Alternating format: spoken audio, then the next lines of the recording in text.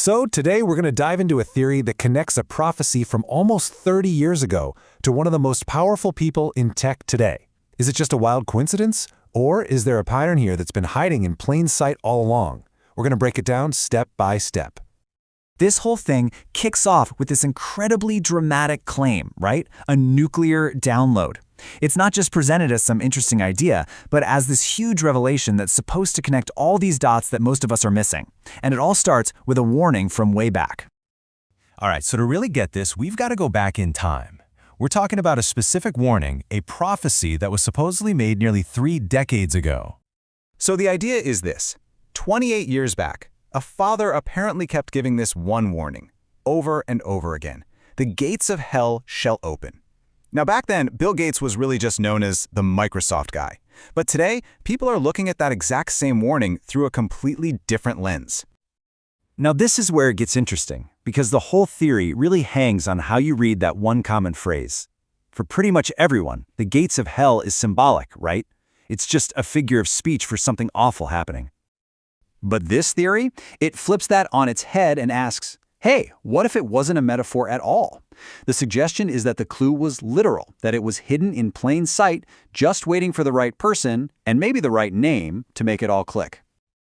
And that leads us right into the first big piece of this whole puzzle, the name itself.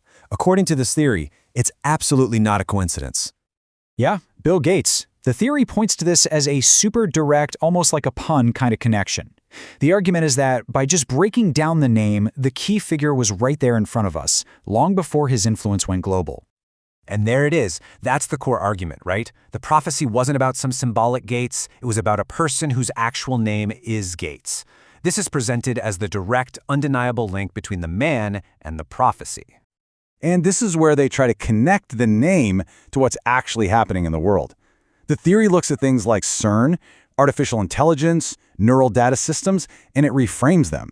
Instead of just being technology, they're seen as the literal construction of these prophesied gates, these digital doorways to the human soul.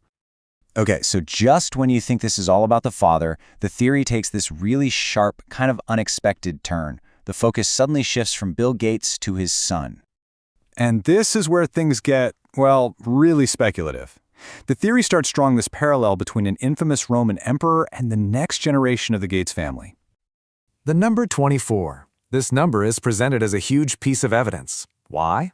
Well, it's the current age of Bill Gates' only son, Rory John Gates. So here's the connection they're making. They're basically laying the timeline of the Emperor Nero right next to Rory Gates's. The argument is that Rory, at 24 years old, is now right in the middle of that same age range, that 17 to 30 window, where Nero ruled. It puts him in what the theory calls the starting zone. Okay, so you've got a prophecy, you've got a name, you've got this historical pattern. How in the world does the theory actually try to weave all of this together into one story? Well, they even go back to the original company name, Microsoft, and break it down. Micro for small, soft for subtle.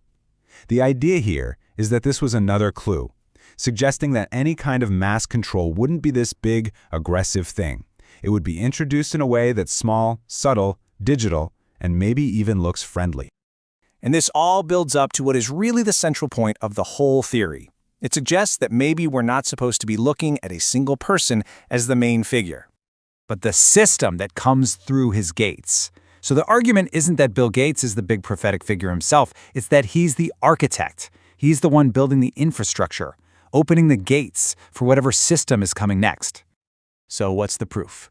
What does the theory actually point to in the real world to back up this huge conclusion?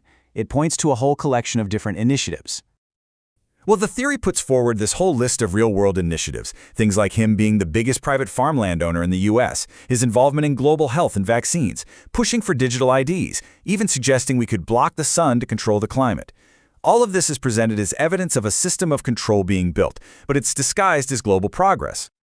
And that one sentence really sums up the whole fear behind this theory, that all of these huge global projects are not really what they seem on the surface, that it's actually about a form of unelected power and control. So look, at the end of the day, whether you buy into a theory like this or not, its existence tells us something important, doesn't it? It shows how we're all trying to make sense of rapid technological change and this incredible concentration of power. Explaining it isn't about saying it's true, but it's about understanding these powerful stories that are emerging. And that leaves all of us with a final thought to chew on.